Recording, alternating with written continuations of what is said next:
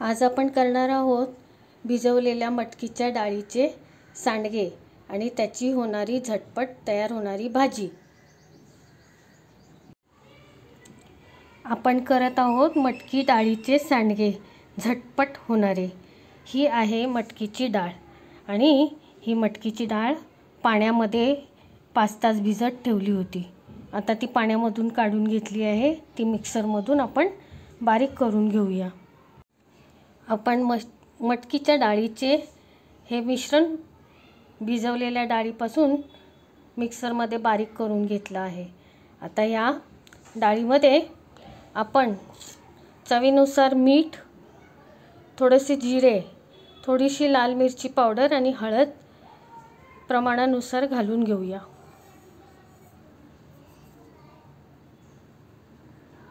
आता या मटकी डाळीच्या या मिश्रणाला एकत्र करून आपण तेल घालून त्यापासून छोटे छोटे सांडगे तयार करून घेऊया।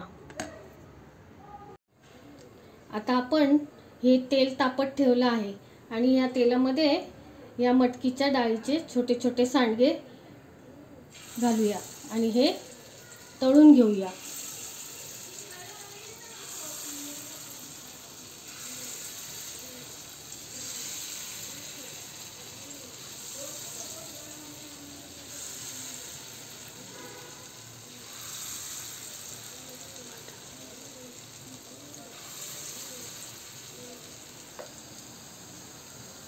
मटकी डाळीचे हे सांडगे बघा किती छान तळून झाले आहेत। आता हे तळून झाल्यानंतर आपण या सांडग्यांपासून एक छान भाजी तयार करूया।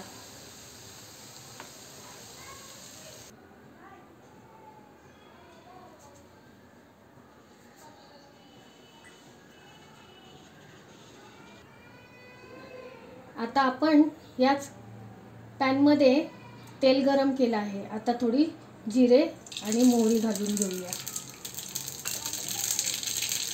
त्यानंतर या तापलेल्या तेलामध्ये आपण हा बारीक चिरलेला कांदा घालून घेऊया। आता कांदा छान लाल परतून घेऊया। कांदा एका बाजूला परतेपर्यंत आपण त्यामध्ये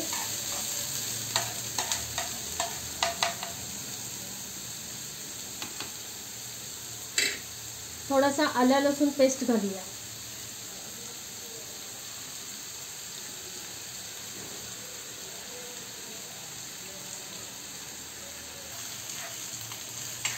आता आपला कांदा छान लाल होत आला आहे। खूप लाल करायचा नाही। आता यामध्ये आपण हे काढलेले सगळे मसाले घालूयात। पाव चमचा हिंग, 1 चमचा काश्मीरी लाल मिरची पावडर, 1 चमचा कांदा मसाला पावडर, अर्धा चमचा गोडा मसाला आणि 1 चमचा हळद। हे सगळे मसाले आपण आता यामध्ये घालूया आणि छान परतून घेऊया। आता यामध्ये आपण टोमॅटो घालून घेऊया।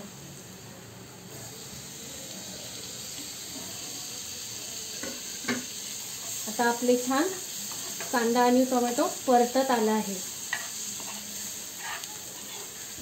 त्यानंतर आपण यामध्ये आता हे तयार केलेले सांडगे घालून घेऊया।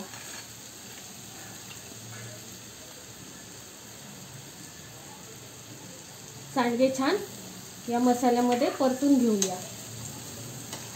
डब्यासाठी होणारी एक झटपट होणारी अशी एक छान डिश तयार होत आहे। चवदार चविष्ट या परतलेल्या या सांडग्यांमध्ये आणि या मसाल्यामध्ये आपण थोडंसं पाणी घालूया म्हणजे हे सांडगे छान मऊ आणि व्यवस्थित शिजतील। आता याला थोडंसं एक 5 मिनिटं आपण झाकण ठेवूया आणि त्यामध्ये चवीनुसार मीठ घालूया।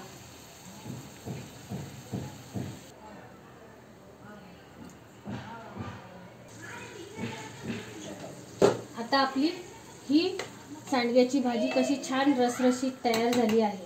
आता आपण त्यामध्ये थोडीशी कोथिंबीर घालूया आणि खाण्यासाठी छान सर्व करूया. एक छान चवदार भाजी सांडग्याची. पहा बरं कशी झाली आहे आपली भिजवलेल्या मटकीच्या डाळीची सांडग्याची भाजी. झटपट आणि छान चवदार, चविष्ट आणि पटकन भाजीला मिळणारी एक चांगली भाजी. तरी आवडली तरी सर्वांनी लाईक करा आणि शेअर करा. धन्यवाद.